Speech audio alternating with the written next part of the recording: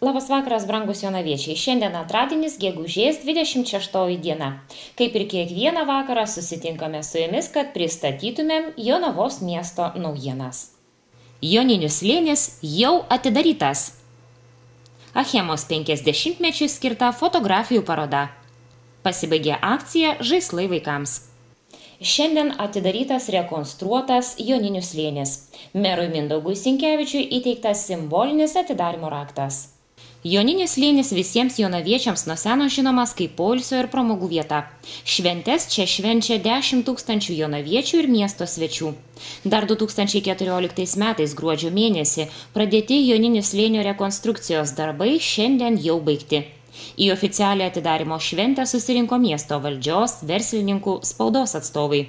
Sveikinimo kalbą tarė Seimo narys, susisiekimo ministras Rimantas Sinkevičius. Ar gražus slėnis pamatysim per Jonines.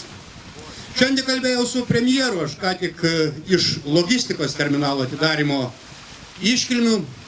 Ir jis kaip ir pažadėjo per Jonines, nežiūrint, kad jis Algirdas, norėtų aplankyti, įvertinti darbus, įvertinti sukurtą poilsio ir pramogų zoną. Smagu, kad dar vienas, kad ir nelabai didelis objektėlis, bet tiesą sakant nepigus, tarnaus jonaviečių, suaugusių ir augančios kartos labui.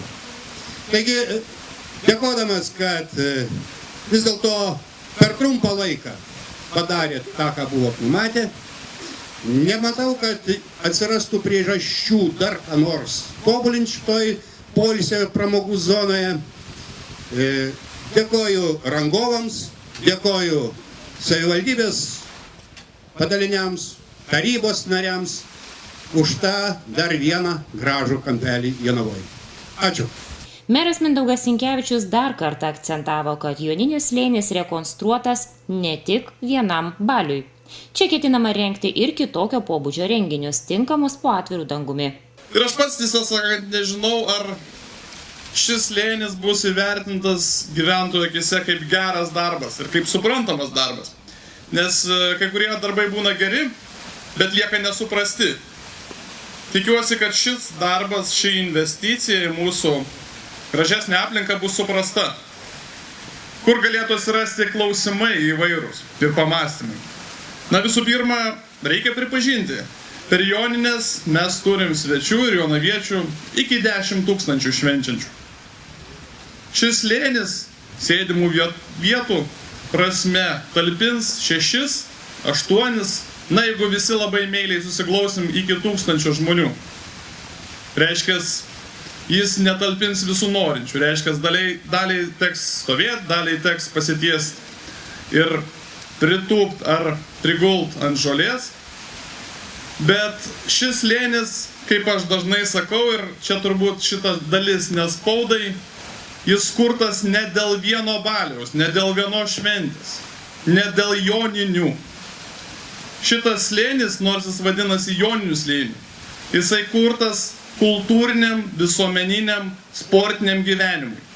Gyvenimui, kuris virs vasaros laiku, kuris virs savaitgaliais, kada čia bus organizuojamos pačios įdomiausias mūsų muzikinės šventės. Ir noriu įtikinti jonaviečius, kad neapsiribosim šitoj erdvėj tik joniniam, tik miesto šventė. Nes daryti kūrinį, kuris kainuoja 1 milijoną su virš eurų, tik dėl 2 švenčių metuose, na, manau, pats tokiam sprendimui nesiryšiu. Tai idėjos ir užmačios yra kitos. Idėjos, kad čia veiktų kultūra, veiktų visuomeninis gyvenimas, kad norintis padeklamuoti savo eilės čia tą galėtų padaryti, kad norintis padainuoti ar pagroti mūsų vaikai galėtų čia tą padaryti, kad einantis dviračių taku ar iš vienos ar iš kitos pusės galėtų sustoti, prisėsti, pailsėti į fontaną, pasižiūrėti į žalią aplinką. Turbūt daugelis jau skaitėt, kad architekto, kuris projektavo šitą slėnį, idėja buvo nenumesti čia betono gabalo. Čia juk viskas aplinkui žalia.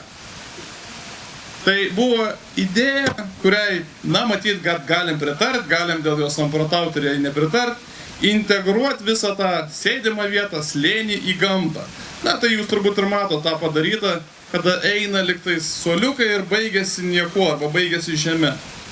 Gaila, pats aktorius šiandien turbūt čia mūsų mumis nedalyvauja, bet idėja jinai savotiška. Tikiuosi, kad jinai liks suprasta, tikiuosi, kad jinai liks įvertinta. Labai bijau asmeniškai, ar tas įvertinimas jisai, bus toks, kad mes gerbiam, saugom ir puoselėjam šitą sukurtą turtą.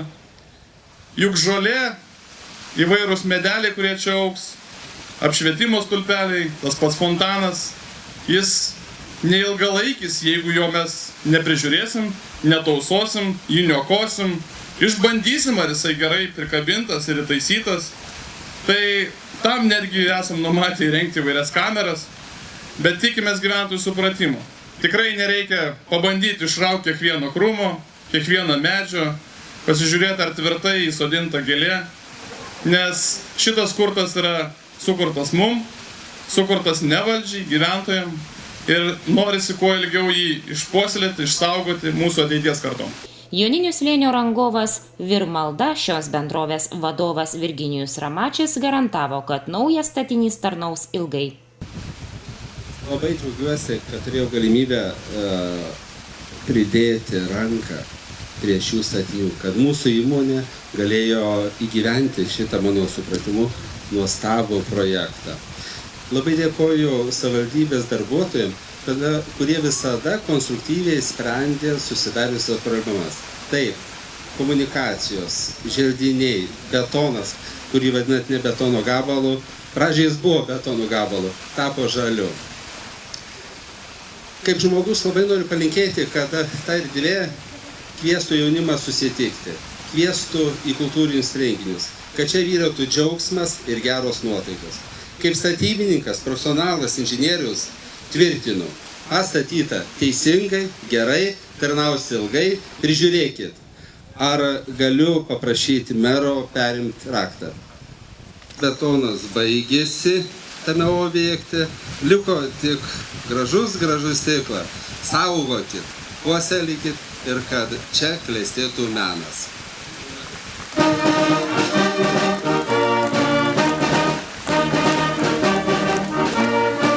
Joninių slėnis rekonstruotas už 3 900 000 litų arba už 1 700 000 eurų. Jonavos krašto muziejuje atidaryta Achemos 50-mečiui skirta fotografijų paroda. Jonavos krašto muziejuje iki pat birželio mėnesio pabaigos galėsite susipažinti su akcinės bendrovės Achema istorija, kuri įamžinta fotografijose senuose laikraščiuose. Šią parodą parengti Jonavos krašto muziejui buvo nelengvas iššūkis. Labai malonu šiandieną pristatyti jubiliejinę Achemos 50-mečiui skirtą parodą. Šią parodą pradedama šventinių renginių savaitę. Mums muziejininkam rengti šią parodą buvo tam tikras iššūkis, nes įprastai ir pačios parodos pas mus šiek tiek kitokio pobūdžio buvo. Gal pradžioje buvo tikrai sudėtinga apgalvoti, kaip ši paroda turi atrodyti, kokią žinią turi nešti visuomenė. Ir žinoma, susivokti sunkiai sudėtingoje ir daugialypėje Achemos struktūroje buvo irgi nelengva užduotis. Bet rezultatą jūs matote, galėsite įvertinti. 50 metų. Jeigu kalbėtume apie žmogų, tai sakytume, jog tai brandos, išminties ir pasitikėjimo savimi amžiaus tarpsnis. Jeigu kalbėti apie įmonę, didelė įmonė, su tokia sudėtinga ir įvairia pusė valdymo struktūra, įvairiais išorės veiksniais, rinkos dėsniais ir taip toliau, tai turbūt galima sakyti, kad jai ir visas 100 metų. Achema neatsiejama ne tik nuo Jonavos peizažo, bet ir nuo pačių jonaviečių. Kai kurių jų didelė gyvenimo dalis prabėgo šioje prieš 50 metų Šventosios ir Neries sankirtoje įsikūrusioje įmonėje. Achema ne tik didžiausia azoto trąšų ir kitų pramoninių chemijos produktų gamintoja šalyje bei Pabaltyje. Tai socialiai atsakinga įmonė, puoselėjanti mecenatystės tradiciją, garsėjanti parama ir dėmesiu kultūros renginiam, knygų leidybai bei meno ir mokslo plėtrai ir be abejonės daug prisidėjusia ir prisidedančia prie mūsų gražesnio ir jaukesnio miesto veido. Iškilmingos parodos atidaryme dalyvavęs buvęs bendrovės generalinis direktorius Jonas Sirvydis prakalbą pradėjo atsiminimais. Čia mes atvažiavom, jeigu tai paėmus, aš 64 metais pradėjau dirbti. aš nedirbau tų aukštam rangė, kadangi man tai nelabai kas patikėjo. Sakė, šitas žmogelis, kada reikėjo oro skaidymo mechanikų statyti, sakė, jis susprogdins, nepatikimas, nesvarbu. Tai buvo praeitis, reiškia taip, kad bet teko pragyventi įdomų gyvenimą. Vis tik tai mes buvom jauni, energingi, norėjom dirbti, žinoti, suprasti ir vienu žodžiu niekad negalvom, kas mokės, kiek mokės, bet svarbu, kad darbo būtų ir kad, nors bedarbių nebuvo, bet dirbti norėjom tikrai, taip, kaip sako, iš idėjos, iš smalsumo. Ir tokie, reiškia, bet man atvažiavus, aš iš Rokiškio atvažiavau, nepasakosiu, kur dar dirbo, bet jau stažą turėjau nemažą darbo, atvažiavęs dirbti, nors jaunas buvau. Tai, suprantat, ta chemija tokia irgi pasirodė labai didinga, galinga, ir įdomi. Ir dirbti tikrai atrodė įdomu. Čia girtis nėra ko, vienu žodžiu, visi mato, kas dabar yra. Dabar ką aš, kad jūsų laiko negaišinti, aš norėčiau galbūt tikrai dabar palinkėti tiek visi čia vadovai, naujiem, dar kai kurie seniai yra, nesvarbu. Bet reiškia palinkėti, kad reikėtų labai rimtai žiūrėti dėl dujų. Ir aš vakar laidą žiūrėjau, tai tikrai yra, mano supratimai, negerai vystosi dalykai. Ir aš nesuprantu kai kurių ir valdžios žmonių šnekančių, taip savo. Kada tos dalykus išmanom tikrai, man atrodo, labai gerai, jeigu dujų klausimus kalbama. Nelabai gerai ir bijau, kad tai yra tikrai rimtas klausimas ir aš tai linkiu, reiškia, naujai vadovybei labai rimtai užsiiminėti šitų klausimų. Kitaip, čia gali būti tikrai nelabai gerai. Aš nenoriu čia prognozuoti, kalbėti, nėra reikalo, bet juristas paties gerai šnekėjo vakar. Tai bet reikia tą dalyką, nežinau kaip, bet bet tai yra sudėtingas klausimas, bet reikia nenusileisti. Buvo tokie laikai irgi labai sunkus, nepasakosiu kaip darėm labai sudėtingai, net schemas darėm, bet kad, kaip sako, fabriką išlaikyti. Labai Jonavai, jeigu nedaug dievė kas nors taip atsitiktų, tai tikrai Jonavai, kadangi ir aš pats Jonavai gyvenu, ir jūs visi gyvenat Jonavai, man ne tas pats, kaip bebūtų, aš visą laiką labai iš viso širdies noriu, kad Achemai sektųsi, tikrai. Tai čia tai toks dalykas, bet aš manau susitvarkys, reikia aišku atsparumo, apsukrumo ir viskas bus gerai. Linksmų šitų švenčių, jūsų šeimom, kurį 50-metį švęsim visi, taip kad aš manau visiems bus pakankamai gera šventė, privažiuos valdžios vyrų, pasidžiaugti, pasveikinti, taip kad matyt viskas bus gerai, o jums to labiau visiems, kiek čia daugiau veteranų matau, tikrai, kad veteranam būtų irgi, ne visai jie būtų užmiršti. Sėkmės. Dabartinės bendrovės Achema generalinis direktorius akcentavo, jog ši paroda atspindi ilgą 50 metų veiklos Achemos istoriją. Smagu iš tikrųjų matyti čia visus susirinkusius. Kaip ir buvo minėta, šią parodą mes simboliškai pradedam renginių skirtų Achemos 50-mečiui paminėti pradžią, kurį visi renginiai tęsis visą savaitę. Tai aš tikiuosi ir viliuosi, kad ir kituose renginiuose sudalyvausit. Ši paroda tai yra ilgo 50 metų gamyklos istorija. Čia atvaizduoti ir atvaizduotos akimirkos nepagražintos tokios, kokios jos buvo. Kokie tai buvo metai? Iš tikrųjų, buvo, kaip ir visi dauguma žinot, atsimenat, buvo visokių. Buvo ir linksmų akimirkų, ir rūpesčių buvo. Buvo ir sudėtingų darbinių akimirkų ir iš tikrųjų linksmų akimirkų su kolegomis. Ką ir vaizduoja visos šios esančios nuotraukos bei kiti vaizdai. Daug istorijos aš tikrai papasakot negalėčiau. Iš tikrųjų, aš tik pačioj bendrovėj netiek jau daug dirbu. Aišku, susijęs daug, kadangi pats jonavietis ir tėveliai dirbo Achemoj, tai apie tą Achemą, apie bendrovės daug ir girdėjau, ir mačiau, ir visokių situacijų regėjau. Tad dar kartelį noriu visus iš tikrųjų pasveikinti, čia susirinkusius ir palinkėti tokių linksmų, malonių akimirkų, prisiminimų, bežiūrint į šitos mūsų vaizdelius, ko ir norėjomės maksimaliai parodyti, kaip iš tikrųjų Achema gyvavo visus tos 50 metų. Ačiū. Buvusiam ir esamam bendrovės vadovams įteiktos atminimo dovanos. Primename, jog su Achemos istorija galite susipažinti iki pat birželio pabaigos veiksiančioje parodoje Jonavos krašto muziejuje. Pasibaigusi akcija Žaislai vaikams pranoko net ir pačių organizatorių lūkesčius. Gerbiamas Dariau, mes iš karto norim sužinoti, kaip gimė ši idėja surengti akciją Žaislai vaikams. Sveiki visi. Idėja gimė iš jaunimo iniciatyvos. Jaunimas pasiūlė pasidalinti žaislais su vaikais, kurie galbūt jų neturi ar turi nepakankamai. Tiesiog paniriečių savanoriai pasiūlė tą padaryti. Tai buvo mintis jau kilusi prieš Kalėdas, bet kažkaip bediskutuodami nusprendėm, kad reikėtų galbūt gerai subrandinti tą mintį ir pakviesti visuomenę prisidėti prie šitos akcijos. Ir atidėjom šitą idėją birželio 1, tai vaikų gynimo dienai. Tai vat mūsų ta subrandinta tokia mintis pavirto, manau, kad į šaunę akciją viršijo, bent jau mano lūkesčius, tai tikrai viršijo. Kada prasidėjo ta akcija, kada paskelbta ir kiek laiko rinkote žaislus? Akcija prasidėjo gegužės, tai pasakysiu 4 dieną, pasibaigė 25 dieną, o žaislus rinkome labai paprastai. Pakvietėm būti mūsų akcijos partneriais visas mokyklas esančias Jonavoje.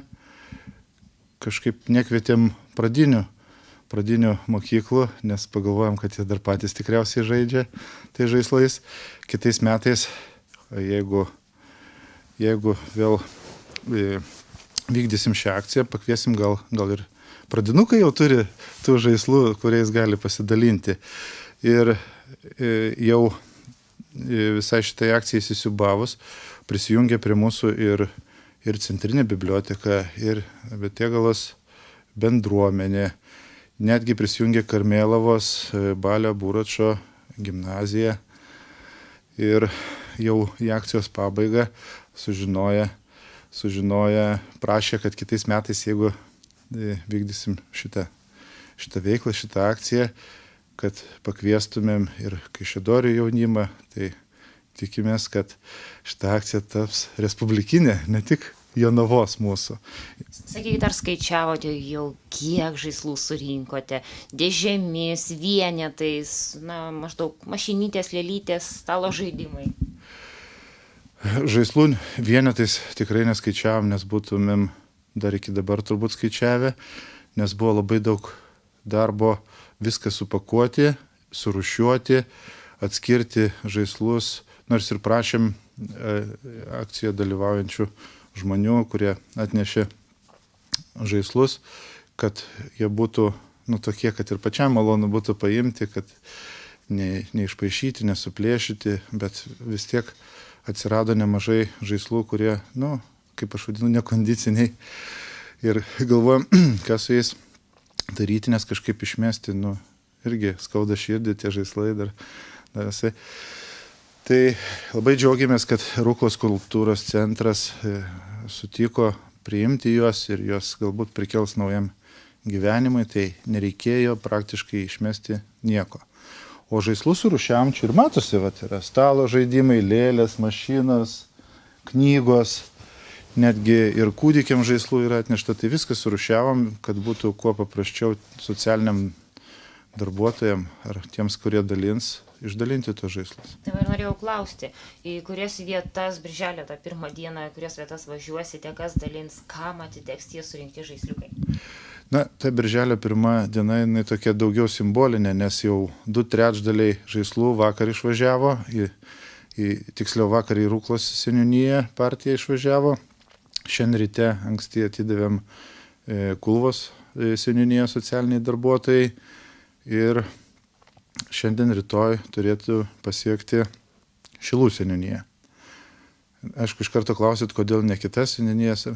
Nežinau, ta akcija tokia ir, aišku, ilgai ruoštasi, bet tuo pačiu ir spontaniška truputėlį, nes mes nesitikėjom tiek daug tų žaislų.